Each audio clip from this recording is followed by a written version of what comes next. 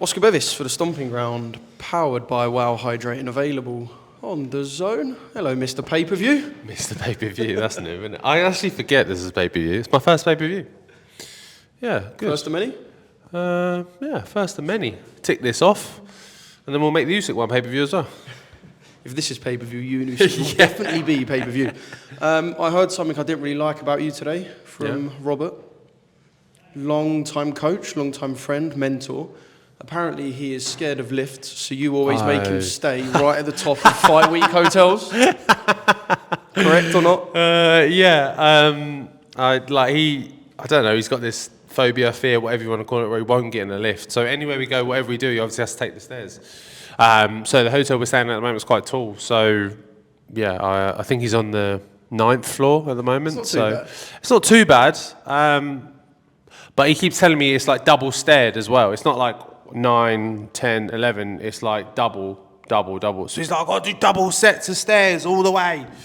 So yeah, he went down earlier today and tried to get it moved, but the place is packed. So yeah, he's stuck on the 9th floor for a bit. Poor Robert. I will say one thing about him, right? And you can tell me if I'm wrong. I know loyalty is really important to you.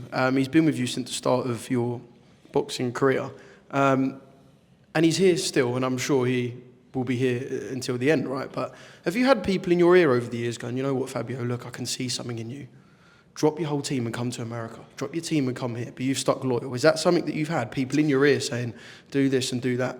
Yeah, in spaces. Never too dramatic, like come to America and things like that. But yeah, I've had people trying to advise me, either maybe I need to go find a new coach, or I need to change things entirely and swap things around. But I've never seen it from that viewpoint. I see it the same way I see myself. If I can get better, learn, gain more skills and whatever else, then so can my coach, and we can learn along this ride together. But especially in this game of boxing, there's not really much more to value higher than loyalty, trust and faith in a person that they've got your best interest, because look, it's a dangerous game, and you need people who aren't looking out for the cameras, prize, plaudits, TV, the wins and all that. They're just there for you.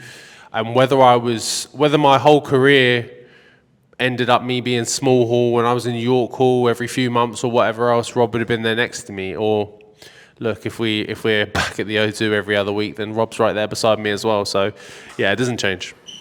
You mentioned York Hall, and that's where you made your debut. I was having a look at your record, right? So going back to Simon Vallily first title and whatnot, and even before that, you won on points on your debut.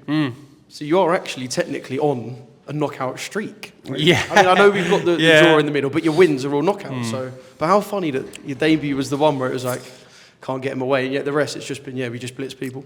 Yeah, my debut was a southpaw, unbeknownst to me, and turned up on the day and they were like, southpaw. I was like, great. Debut, cheers. I don't know anything about this. I've barely been boxing, you idiots, let alone fucking southpaw.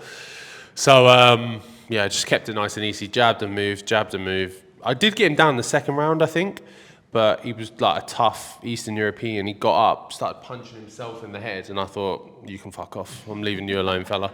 So I just stuck to boxing and moving the whole round. I was like, I'm not fucking up my debut for some nutcase like you. You can go away. So, he's the only one that survived. I mean, you are a nutcase if you're fighting Fabio Wardley and still wanting to punch yourself, I guess, in the face. That's one thing. I know everyone goes on about white collar, so I won't. I'll go on about something else. The salesman that you were. And you packed it in when, I remember you saying to me once, you earned like 40 or 50 grand in a year, and you were like, I can't consistently do this. My boxing career will now take precedent. Did you know that the nights where you would earn more than 50 grand would come? No. I didn't know they would come. Hoped. But I just thought, like, even if they didn't come, I just thought it's way better than just sitting in an office every day. I know I'm earning more money and whatever else, but... You didn't know that at the time? No, but like, that life of being an athlete, training every day, going to the gym, fighting, all of that, just even if it was less money, like, who cares? Like, it's just a better life. It's more interesting. It's like, there's just more to it. It felt like more me. So, yeah, like I definitely didn't know I'd do anything at all. Really, it was just a roll of the dice. But I guess I'm pretty lucky. Can you remember any of the sales pitches you used to throw out? Nah, there was no. The one thing I used to, because obviously it was a lot of like cold calling or like cold emailing, things like that. You'd like introduce yourself. So the one thing I would do to try and get a reaction or whatever else, when I was emailing people, I'd put RE in the subject, so it seems like we'd already had a conversation, so they'd already spoken to me. Salesmen who are listening, what a shout, by the way. So I'd put like RE in there, so it seems like we had already been emailing a bit, so they might have a more likelihood of going, wait, why was I speaking to him? What's going on there? And then they read the email. There you go. Keep that one. Keep that in your back pocket. That is a serious little trick. Right, Joseph Parker, Saturday. This is, I mean, you got the tiers, so whether you class Fraser as a domestic fighter, of course, where you are now, you're not. That's a domestic level fight. You've got the fights that flirt around world level. Would you say this is your first on that top world level tier, or do you consider Hooney to be in that tier too? No, I'd put Hooney up there. At least, I don't know where you'd want to put him, but I'd put him out of the bracket I was previously in, definitely. Is Parker a new bracket? Yeah, I would think so. I think, I'm sorry, Hooney is definitely out of the initial kind of Adelaide, Fraser Clark realm, whatever you want to put that. It's in the middle on its own, but this is another one above that. Does it feel like that? I know it's only Tuesday of fight week, but does it feel different in magnitude? Yeah, it's definitely felt more intense. Yeah, it's definitely felt more intense of a camp, but more so from a media and perspective and requirements and things, obligations, stuff, things you got to do. So, yeah, there's definitely been a lot more on my plate in that aspect. Yeah. Do you think the experiences you've had in the past have ready you for this, or is it you're actually kind of even still learning on the job?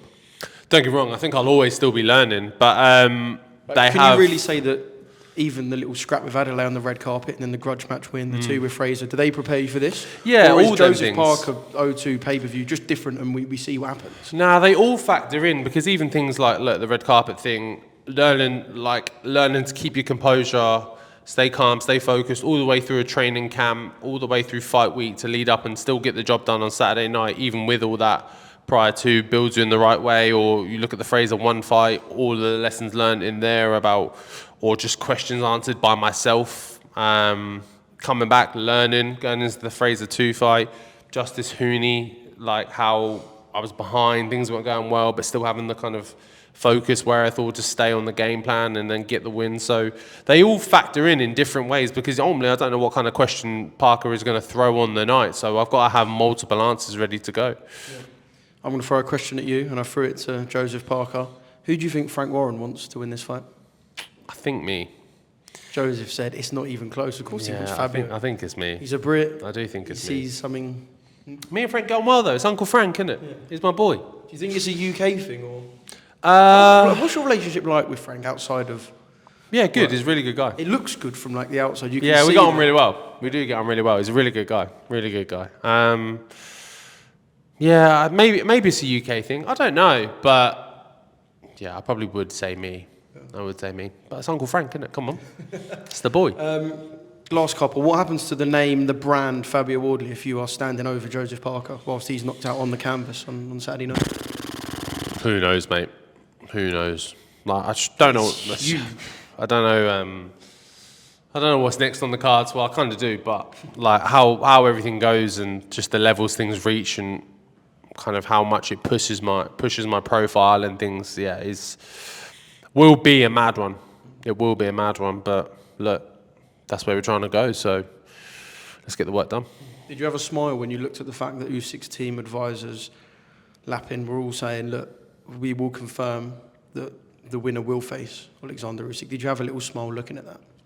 I actually didn't know. I don't know. I guess I'm a bit numb to it right now. I'm not like, ultimately it's not. I know it looks like it sounds great to say and whatever else, but ultimately right now it's not important.